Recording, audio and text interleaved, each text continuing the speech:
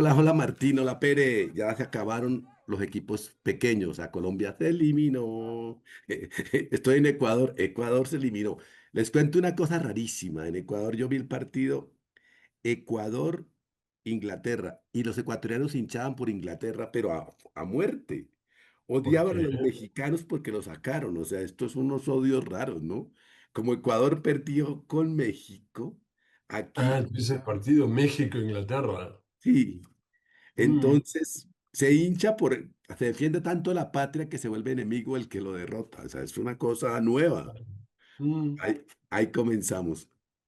Bueno, tampoco hay por qué pensar que el hecho de compartir continente une demasiado. ¿Viste? No sé si vieron que ayer por la mañana, creo, la presidenta de México le contestó en su mañanera a un periodista o algo así argentino que se llama Feynman que, que estaban hablando del Mundial y del partido justamente de México y decía, bueno, yo quiero que pierda México porque yo a México lo detesto, son todos unos envidiosos que querrían ser argentinos, una cosa pero absolutamente disparatada.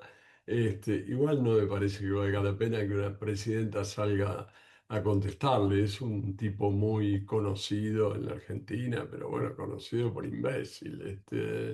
Pero fue fuerte, ¿eh? Como muestra de unidad latinoamericana. Ujú. Claro, no, es que tú ya lo dijiste en América, que con lo único que compartimos es la ñ. Entonces está bien esa parte. Bueno, para hablar del Mundial, para que sepan los que estamos aquí viéndonos, estamos grabando antes de que comiencen los cuartos de final, los 8 equipos maravillosos que van a llegar al campeón. O sea, hoy es jueves, estamos 11 de la mañana, Francia juega en 3 horas o 4 horas, una cosa así, contra Ujú. Noruega. Y hay temas No, para ver contra Marruecos, contra Marruecos.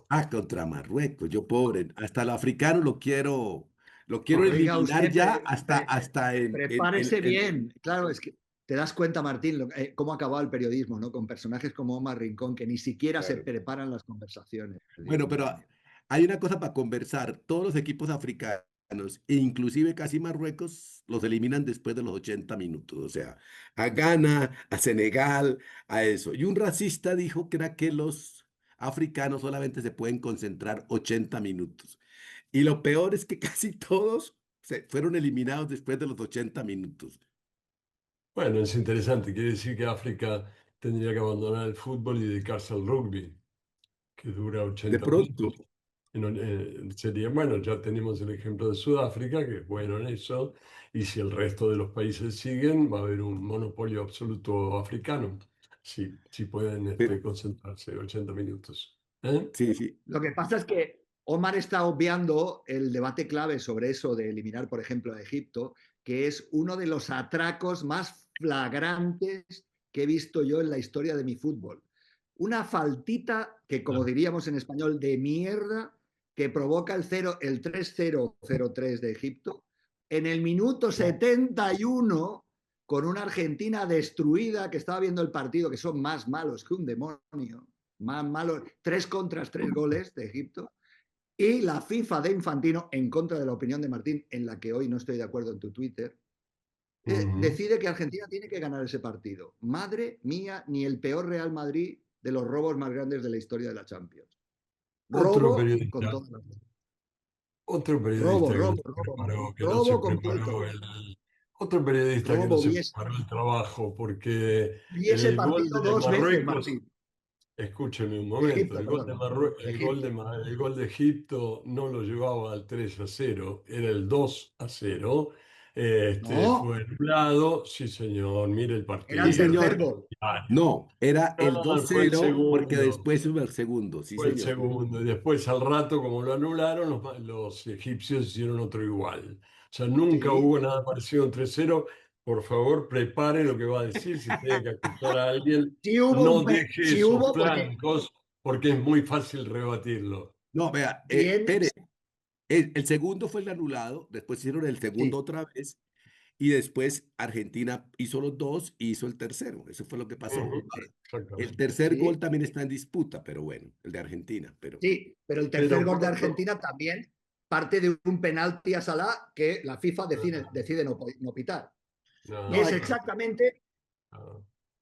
A ver, No, no, rebata. Yo lo leí, no estoy de acuerdo en nada, siempre estoy de acuerdo con usted, cosa que es bastante normal por su inteligencia, pero hoy estoy flagrantemente en contra de su opinión porque me pareció una de las cosas más, de verdad, no tengo nada que ver con los 120 millones de egipcios, no me cae, adoro a Messi, lo amo, quiero que gane siempre, menos contra España, evidentemente, amo a Messi, ojalá le vaya bien en la vida, todo, incluso en Miami, una ciudad que a Martín le gusta mucho, pero lo de Egipto fue una cosa descomunal. Jamás había visto una cosa igual.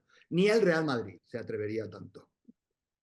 bueno, qué decirle, yo le sugiero que mire el partido, primero Dos averigüe quién veces lo he hizo un visto. gol, cómo iban y todo eso, y después mire con detalle las jugadas a las que se refiere, porque realmente ninguna de ellas está mal cobrada. Yo soy el primero en decir cuando me parece que algo está mal cobrado, así sea para el equipo que supuestamente yo querría que ganase, pero en este caso están bien cobrados, quiero decir. El supuesto penal a Salah es inverosímil.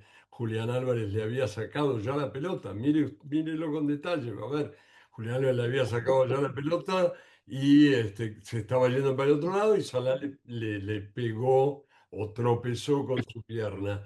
Y la falta esa que usted calificó de menor o de Faltita, niña o no sé cómo era, faltita. faltita. Este, Le recomiendo que lea el reglamento del fútbol y vea que esa tipología no existe. No hay faltitas. Hay faltas o no faltas. Eso, si fue una Correcto. faltita, usted mismo está diciendo que Que no es pertenece a la falta. categoría de las faltas. Entonces, I rest my case. Martín, ¿y tú cómo ves a Argentina? Yo lo he visto como espeso, como que le hace falta Di María, como que no tiene un Di María que rompa, que gambetee, que improvise, que genere caos. Todo depende de Messi, ¿no? Ni siquiera, yo lo veo horrible. Yo creo que la Argentina está jugando espantoso. Estaba ahora terminando la carta o armando la carta que tengo que mandar después del partido de Francia y decía, mira, a ver si lo encuentro, muy, porque era bastante específico. eh, Dice algo de no hace falta bla bla bla para saber que Messi y Argentina jugaron mal contra Egipto. O mejor dicho, jugaron muy mal el 85% de su partido contra Egipto hasta que consiguieron ponerse 0-2 y entonces llegó el efecto Francia. Igual que la final del Mundial anterior, de pronto el derrotado resucitó, se levantó y andó. Anduvo idiota, sí, anduvo idiota un tiempo, pero después se curó. Y ahora los medios y los cuartos hablan de esos 15 minutos mágicos y de un triunfo épico y de un partido histórico, todo muy esdrújulo, como si a los pobres argentinos de repente les hubiera caído un tsunami y víctimas del meteoro lucharon por sobrevivir. Nadie parece tomar en cuenta que el único tsunami fue lo mal que lo hicieron casi todo el partido. Esto sigue y sigue en esos términos, quiero decir, y ahí hablo de lo que usted decía, a la Argentina le falta jugar por los laterales. El otro día yo decía que parece que las rayas laterales para los jugadores argentinos son una señal de que hay que patear la pelota para Al adentro. centro. De cuando que están cerca de un lateral, la dan para adentro. A la Argentina le faltó contra Egipto lo único muy sólido que supuestamente tenía, que era la defensa. Este, y le falta ciertamente gambeta, desborde, no empecinarse en entrar inverosímilmente por el medio del área con esos toquecitos cortos que no pueden funcionar. Y le falta también, y sobre todo, que Messi no pierda el 80% de las pelotas Cierto que de toca. pelotas. Las pierde todas, quiero decir, Sí. es tremendo, es horrible. Ahora puede ser que sea un buen 9 de área, pero no es otra cosa en este momento. Hubo una jugada, perdón que hable tanto rato, pero hubo una jugada en el minuto 82 y algunos segundos, miré porque me parecía notable, después de todo un partido en que Messi arrancó Sí. un poco hacia la derecha, cerca del final del área grande, digamos, y empezó a hacer como si fuera Messi. Y me acordé, dije, mierda, esto era, pero no lo había sido en todo el puto partido. Quiero decir, está jugando Claro. muy mal, pierde, en serio, pierde todas las pelotas. Entonces se hace muy difícil. No, pero Perdón, además de Messi, Leonardo. de ¿Mm? Paul y todos están muy, muy bajos o como muy aburridos. Pero España no está mejor. Martín lo llama fútbol medusa. O sea, España también aburrió con Portugal, que Dios mío, o sea, se suponía que iba a pasar porque Portugal tiene buenos jugadores, pero todos juegan para Ronaldo, luego no jugan a nada. Pero a mí España me pareció aburrido, yo no tan bien como lo ven, o sea. Yo la sensación que tengo es, a mí Portugal me parece, yo no veo muchos medios del campo mejores que Joao Neves, Vitinha, Bernardo Silva, yo no lo veo en el fútbol, creo que eso es un equipazo, o sea, como nombres, ¿eh? Luego hay que ver cómo juega un equipo como Portugal, que es verdad que, y estoy de acuerdo contigo, que tener a ese señor de 41 años ahí, pues teniendo a Gonzalo Ramos en el banquillo, yo no soy entrenador ni tendría capacidad de serlo, pero es evidente que el delantero centro más potente, uno de los más potentes de las ligas europeas, que es Gonzalo Ramos, debería jugar por delante de Cristiano, ¿no? Pero bueno, más allá de eso, yo creo que España no está jugando bien, pero yo sí veo una gran diferencia con España y a mí eso me hace sentir bien y es que España trabaja de una manera determinada. Yo no sé si es Medusa, como dice Martín, puede que tenga algo de eso, o es una cosa que viene ya cumpliendo desde 2008, donde se ganó la Eurocopa, 2012 se ganó la Eurocopa, en medio se ganó el Mundial, jugando de una manera determinada, con más o menos talento. Es verdad que ahora Iniesta no está Xavi, hay otras características y otros condicionantes, pero sí que es verdad que hay una idea de que nosotros jugamos así, de esta manera, y se puede jugar contra unos o contra otros, y es verdad, a veces se gana, a veces se pierde. España ganó 7 partidos de 7 en la última Euro contra Italia, contra Alemania, contra Francia, contra Inglaterra. Digamos, algo de crédito debe tener, ¿no? No ha recibido un gol en todo el Claro, campeonato, sí, no, pero lo algo que de gusta el crédito tipo de debe tener, ¿no? pero te gusta el juego de Pedri, está como No, no bajo, especialmente. Gil, Me gustó, no, me gustó más en la Eurocopa, me gustó más cuando le ganó a Francia 2-1 en la Eurocopa, cuando le ganó a Inglaterra en la final. O sea, sí me gustó más en la Eurocopa. Es verdad que Rodri no está bien, que Pedri no está bien, que el niño tiene 18 años. A veces preguntémonos dónde estaba CR7 o el otro día hice el ejercicio, dónde estaba Leo Messi y CR7 con 18 años. Y es interesante ver dónde estaban, ¿no? Eran ya buenos futbolistas, pero pues al niño se le puede pedir lo que se le puede pedir. Ha batido el récord de Pelé en un mundial, en fin, cosas que algún valor y mérito tendrán, ¿no? Yo creo que España es un candidato sólido a jugar muy bien contra Francia, si es que consigue ganar a Bélgica, que no es un equipo gigantesco, pero yo el otro día lo vi y es un buen equipo que pelea, que golpea, que tal. No sé, o sea, a mí me da la impresión de que, bueno, pues pueden suceder cosas. Yo sobre todo quería hablar de la senadora de Paraguay y cómo el fútbol sigue siendo un refugio para canallas, cobardes, racistas y malnacidos que utilizan el fútbol para proyectar sus miserias humanas y llamar monos, gorilas, angoleños y tal, a cualquier cosa que tenga la melanina, el tono de melanina un poco más oscuro que la mía, ¿no? Me parece una cosa vergonzosa los escupitajos de los paraguayos. Aún así, Mbappé, que no es santo de mi devoción, se portó como un señor y luego le respondió también a la señora, qué asco eso de Paraguay, por su fútbol, por su eh, macherío, por su cosa fea, por sus patadas, por sus golpes y sobre todo por su racismo y su falta de talento.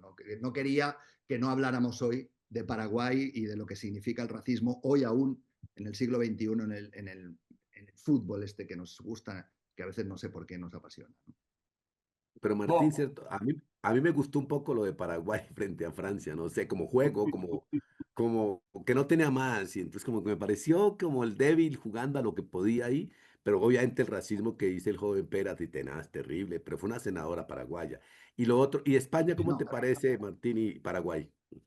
yo reivindico el machismo paraguayo por varias razones, pero la más significativa es que es un machismo heteroconstruido. Los cagué con eso, ¿eh?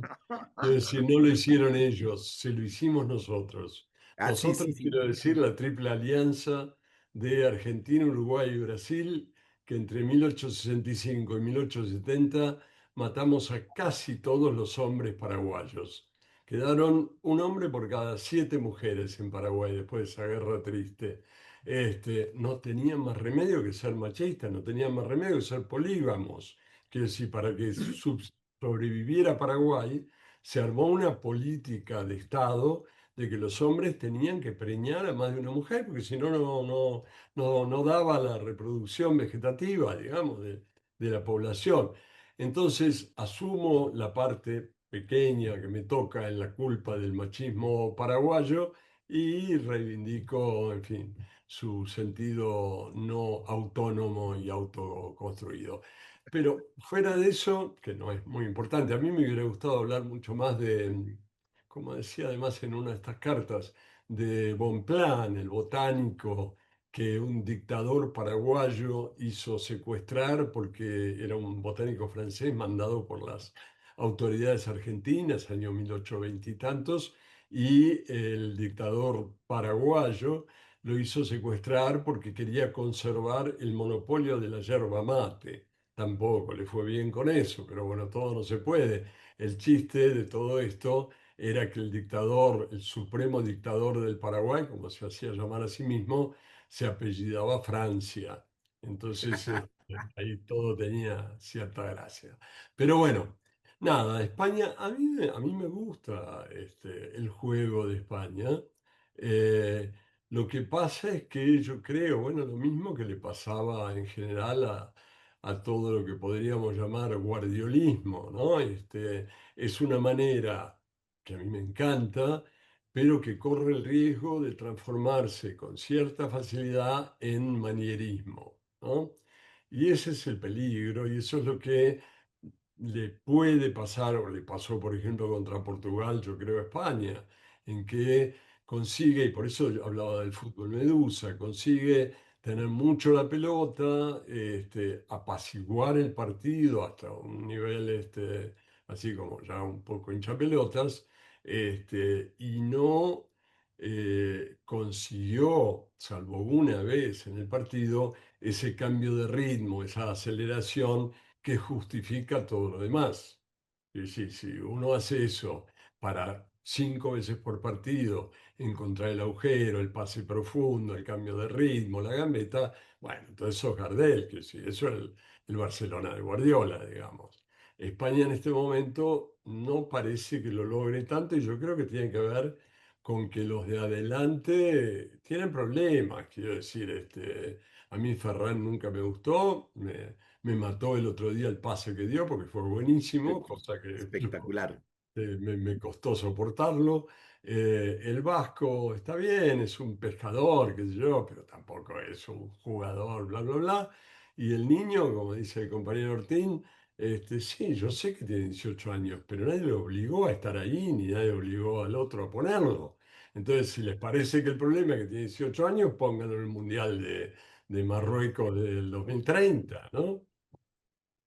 Bueno, y otro tema que sí creo que es único de este mundial. El VAR está llamando como Dios a la gente, a los partidos, porque hay veces llama, hay veces no llama, y cada vez que llama parece que fuera Infantino dando una orden o Trump, porque llama en momentos raros. O sea, digo, el VAR está siendo muy entrometido, sin sentido muchas veces, y hay veces cuando debía entrar, hay una cosa rara que yo nunca he visto como el VAR, como si de verdad hubiera un teléfono para llamar, no sé cómo lo vieron. Mm, mm. No sé, es como raro, ¿no? A mí lo de la tarjeta roja al delantero de Ah, eso es Estados más Unidos sí peor. me pareció rarísimo, ¿no? Una cosa como muy, muy extraña. Lo que yo no sé tampoco es lo que sucede en esa comunicación, que podría ser interesante, ¿no? El relato que hay entre la cabina de arriba con las teles, los árbitros, y el propio árbitro, ¿no? O sea, y la oreja del árbitro, ¿no? Ahí yo creo que sí hay una narración súper interesante, qué se decide, qué se comunica, qué no, qué le dejas que haga tu compañero que está abajo a toda velocidad, corriendo con el corazón a toda velocidad y tal, y qué no le dejas que haga, ¿no? Ahí sí me parece que hay cuestiones. Yo en principio creo que el VAR es una herramienta útil como cualquier tecnología que nos ayuda a tomar mejores decisiones, pero sí que es verdad que estoy de acuerdo contigo, Omar, que es muy raro que a veces las decisiones parezcan totalmente, pues, random, ¿no? O sea, ¿y esto por qué? Ahora sí, ahora no, ahora es mano, ahora no es mano, ahora es falta, ahora no es falta. Me gustaría saber qué se hablan entre ellos de la cabina de las teles de los árbitros abajo al césped, ¿no? Al pasto. Sí, porque el partido de Portugal, por ejemplo, querían que Cristiano metiera un gol y pitaron un penalti que no llamaron para que pitara un penalti. Y luego Sí. llamaron para que no empatara Croacia. Es como raro. Ya. Para empezar, una cosa que es que uno tiene la sensación de que la cabina del bar está, como decía Fera recién, en lo alto del estadio o algo así. Y yo no sé dónde lo tienen ahora, pero sé, por ejemplo, que en España lo tienen acá en Las Rosas, en un barrio a qué sé yo, 10 Ah, kilómetros ¿de de donde verdad? yo vivo, y desde ahí manejan los bar de cualquier lado. Quiero decir, no es que está en el lugar, está en otra parte como la transmisión es inmediata, entonces ni siquiera están ahí, o sea, están encerrados en cuartos sin ventanas en cualquier lugar. No sé cómo será en el Mundial, habría que averiguar. Por otro lado, hay algún, yo creo que es en la Libertadores o en el Campeonato Argentino, hay algún lugar que no me termino de acordar donde al día siguiente publican los diálogos del VAR. Sí. Este, Aquí en Pero no en el Europa en Mundial, ¿no, general Martín? no lo hacen. ¿Eh? En este Mundial No, no, no, el ¿verdad? Mundial. No, es en Yo creo Argentina, que no no, publican en los yo creo que partidos. no. Creo que es en la Argentina, que al Sí, día siguiente Argentina. sale en un par en un par de diarios, bueno, lo que se dijeron. Creo que tienen como esta obligación de publicarlo, que efectivamente estaría bien que lo hicieran todos. Y por otro lado, yo insisto, o trato de insistir en el tema de que habría que humanizar el VAR, en el sentido de que no puede ser que el VAR vea cosas que ningún ser humano puede ver, porque entonces está trayendo una instancia imposible. Quiero decir, si yo no puedo saber si la pelota me roza un pelo, como en el gol ese que Sí, le anotaron a Cosa, ¿quién fue? Croacia, sí. A A Croacia. Croacia. Si yo no puedo saber, si nadie lo puede saber, no tiene sentido que una máquina te diga que sucedió, porque eso en el reino humano no sucedió, ¿no?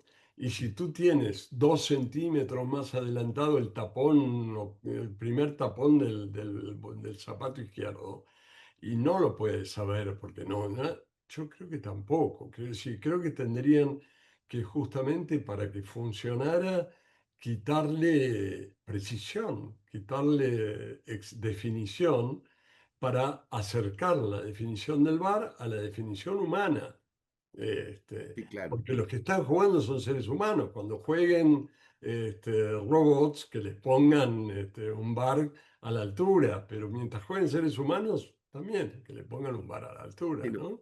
Eso me impresionó porque el partido Croacia-Portugal fue el árbitro a ver y no fue capaz de Sí. tomar una decisión humana. Sí, él fue y viró y no fue capaz. Bueno, un tema Oye, más pues No, importante. así Omar, decían que la pelota tenía un sensor que le dijo que había tocado algo. Imagínate, además, una pelota, como decía alguien por ahí, a la que llevan 80 minutos dándole patadas. ¿Cómo coño puedes creer en el sensor ese? Pero bueno, Sí, sí, sí. una sí, Omar, pregunta. acuérdate también de Irán, ¿no? El gol de Irán también, que Irán, sí, fue sí, sí, pues, sí. una cosa No, a Irán, no, rarísima, ¿no? a Irán lo Oiga, saca. Martín, A Irán le hicieron una cosa. se fija usted, Martín, que el señor Rincón no quiere hablar de Colombia, ¿no? No, ¿Te has pues dado Es lo cuenta? que le iba a decir. Cuando dije una pregunta, yo le quería preguntar, bueno, cuéntenos un poco, ¿qué pasó con Colombia? no, Colombia, yo creo que jugó muy mal. Yo creo que jugó burocráticamente. O sea, se Ujú, dejó. Austria es y Suiza es un equipo muy aburrido, muy aburrido. ujú, Tremendamente, se pone a jugar ahí, así ganó todos los partidos y Colombia puso a jugar a lo mismo, nunca tuvo esos 15 minutos épicos de Argentina, nos faltaron esos 15 suramericanos que sacamos todo y se murió en esa porque estaba todo el tiempo como que sí, como que sí, como que sí. Y yo creo que el técnico sí estaba muy enamorado de James y yo creo que James mató el primer tiempo. No hay forma de que tenga un equipo tan y además tiene algo como con Arias, que es el 11, el negrito, que es un ujú, genio, es el mejor que tenemos y lo saca siempre, como que funciona por un libreto, entonces es muy complicado no ujú. arriesgar, cuando nunca arriesgaron, entonces fue como el destino, Sí, y fueron no, rodando, ¿no? no. El único partido que jugó decentemente fue contra Portugal, pero es que Portugal nos dimos cuenta que tampoco tenía mucho al final. O sea que eso sí Mm, también pasó, que no tenía tanto para eso. No, Colombia en plata blanca a mí me gusta porque creo que en Colombia ahorita tenemos un problema político con la selección, que todos sus jugadores se creen creados por sí mismos y por Dios y no tienen ninguna conexión con el país y mm, creen que no le deben cobrar impuestos, que ellos se merecen todos solos y que ellos son únicos y creo que mm, el nuevo presidente ha ido a visitar, ha tenido la camiseta, lo he visto por ahí posando con los periodistas abrazados. Entonces significaba como el primer milagro de la patria milagro, que es el nuevo eslogan de Colombia. Es una patria milagro, que ¿Lo Colombia es dicen en serio? ¿Lo un dicen arca de así? Noé. Y entonces vamos salvándonos de un diluvio que se llama Petro, y entonces la Patria Milagro sería el primer que Colombia hubiera jugado decentemente y hubiera pasado a la siguiente ronda. Como no pasó, pues la Patria Milagro no existe. Qué Parece que está bárbaro. bien ese. Oigan, yo tenía una pregunta ahí para lanzarles, porque he visto que muchos equipos LATAM me llama mucho la atención el tema del evangelismo. Colombia es un caso claro, acaba el partido, hacen un rondo y se ponen a rezar de rodillas, algunos de ellos, como John Arias y tal, reconocidos evangelistas, etcétera. Los brasileros también, Paraguay también, o sea, hay algo ahí muy raro con el tema del evangelismo, digamos, latente, taimado, pero ya muy evidente en gran parte de América Latina, pero Mm. especialmente en el fútbol, ¿no? O sea, persignarse 3 veces, arrodillarse tal. ¿Qué está pasando, ¿no? En el fútbol No, latam, ¿no? Hay mucho de eso, ¿no? yo creo que hay tres cosas. Hay una, los mayoría de futbolistas son talentosos, se dedicaron a las drogas y al alcohol y vino el evangelismo y lo salvó y ahora por eso agradecen la segunda oportunidad de la tierra. Mm. Segundo, creo que los latinoamericanos tenemos una capacidad de no asumir nuestra responsabilidad. Decimos que fue Dios el que me hizo el gol o Dios el que me lo quitó. O sea, que es una cosa muy buena. Es una gran explicación para decir que Dios decide, entonces se pasa por ese tipo de cosas. Y tercero, un tema que me pega con otro, Martín y Pere, que es la falta de cultura futbolística. Yo creo que si ustedes ven los jugadores latinoamericanos, a excepción tal vez de los argentinos, no saben hablar de fútbol, Mm. no tienen referentes de fútbol, no hay una manera de decir esto se enmarca en algo y también eso tiene que ver con lo que puso Bielsa, que me parece el gran tema, cómo estos muchachos futbolistas no captan tanta información. Yo me sentía dando clase, como el estudiante que le pide a uno, por favor, profe, ¿me puede explicar en 15 minutos, máximo 15 3 ideas? Y Luis Enrique lo dijo, no le podemos decir mucha información porque se confunden y no saben jugar. Entonces, Mm. yo creo que hay un problema porque la pasan escuchando reggaetón, bailando en la juega de Cristiano Ronaldo, pero nunca saben cuál es la historia del fútbol, porque el fútbol es cultura. Nunca se han leído un libro de fútbol, han escuchado a alguien. Yo escuché Sí. una vez a un amigo de Rosario que decía que le dio un curso de hablar a los jugadores de Rosario Central, cómo hablar a las cámaras. Y Mm. fracasó porque no tenían nada que decir. Tú le puedes decir que van a hablar. Y se dio cuenta que no tenían cultura. Entonces, que les dio un curso de cultura de fútbol muy rápido a Argentina y de Rosario. Y la Mm. siguiente entrevista, estos tipos eran prolijos, sabían hablar. Entonces, creo que hay un tema que en eso los futbolistas están pareciendo a los estudiantes, la incapacidad de tener cultura, no de cultura mundo, cultura de fútbol, no sé. Mm. Sí, es probable, ¿eh? Es probable que haya algo por ahí. Hoy leía un artículo donde alguien trataba de explicar el fracaso brasilero, no es Es fácil fracaso. de explicar, por el lado de justamente que ya no eran medio católicos, medio animistas, africanos, sino que se habían vuelto evangelistas y entonces les había dado como un ataque de obediencia y de austeridad y de una cantidad de cosas que al fútbol le hacen mucho daño, evidentemente, ¿no? Pero bueno, sí, puede ser. Ahora, el tema de la educación me hacía pensar en algo que es muy visible en estos días. O sea, quedan 8 equipos, ¿no? Hasta ahora quedan ocho Sí, equipos. 8. 6 de ellos son europeos Uno es Sudaca y otro es del norte de África. Es un gran triunfo europeo este mundial, quiero decir, desde todo punto de vista. Y más todavía si te fijas que, por ejemplo, en la selección de Marruecos, hoy estaba escribiendo sobre eso, me parece maravilloso. La selección de Marruecos es un producto de la escuela futbolística europea. Que si 19 de los 26 Claro. nacieron y se formaron en Europa, en Francia, en Holanda, en Alemania o en España. Este, y hay una rara simetría ahí, porque solamente 7 de los jugadores de Marruecos nacieron en Marruecos, y en cambio solamente 3 de los 26 jugadores de Francia son de raigambre franco-francesa, digamos, de vieja familia francesa. Los otros 23 son hijos de inmigrantes, que son finalmente los mismos, o sea, el mismo medio social, las mismas escuelas y demás, que ahora juegan para Marruecos. O sea, es el enfrentamiento entre inmigrantes felices de serlo, que juegan para su país de acogida, e inmigrantes molestos de serlo, que quieren jugar para el país de sus padres, que está en contra de su país de acogida. Es realmente un enfrentamiento entre dos resultados de la inmigración, el partido de hoy.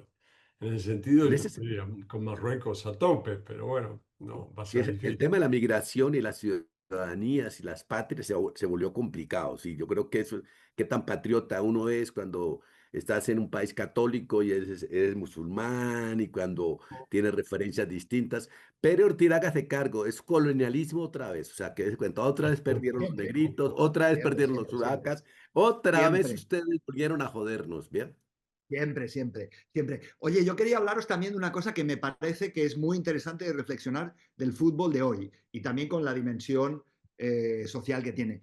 Jugadorazos que son radicalmente diferentes, ¿no? Eh, Harry Kane, que me parece un auténtico fenómeno ese chico, lo que es capaz de trabajar, lo que es capaz de jugar para el equipo. O sea, frente al fenómeno cristiano, digamos, del ego, de yo quiero meter todos los goles, yo quiero tal, te encuentras un chico como Harry Kane que está llevando a su equipo, es el capitán, es el tipo que baja a defender, que pelea todas las pelotas, que defiende los corners siendo el delantero, además lleva 7 o 8 goles, no recuerdo ahora bien, o sea, cómo de alguna manera también el ego y lo colectivo entran en discusión en este mundo del fútbol, ¿no? Y me parece como una figura muy relevante la figura de Harry Kane en ese sentido. ¿Cómo lo veis? Mm.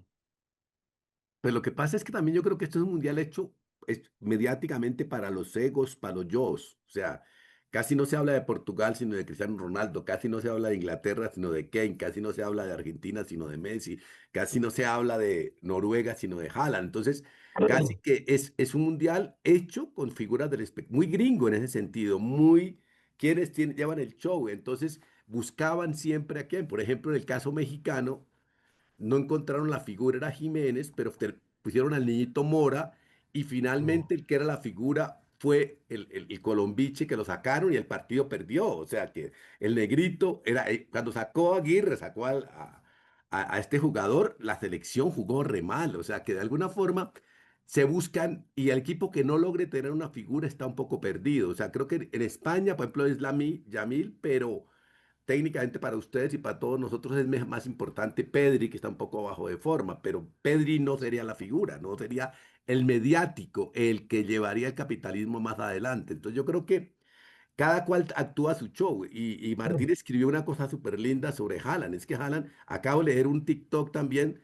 amo a Haaland, es la masculinidad que yo quiero, de una chica. O sea, Haaland es como un antihéroe, pero resulta que está encantando, es una cosa rara. Como Sí. futbolista, lo que le hizo a Gabriel en el gol, está quieto, caminando como desganado. Y de pronto pega una carrera monstruosa y mete ese gol. Es rarísimo esa jugada, es como, ¿verdad? Este tipo que le pasa, está afuera, ¿no?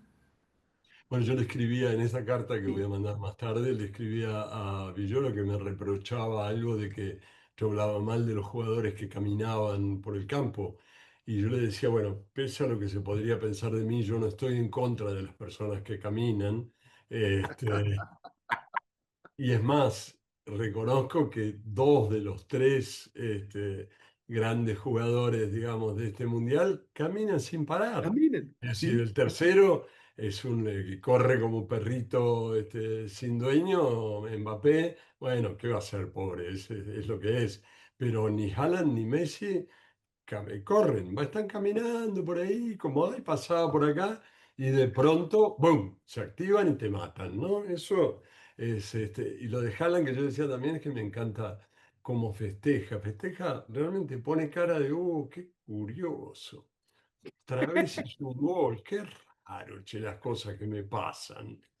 En vez de salir corriendo, en vez de decir qué sé yo, dice, qué interesante.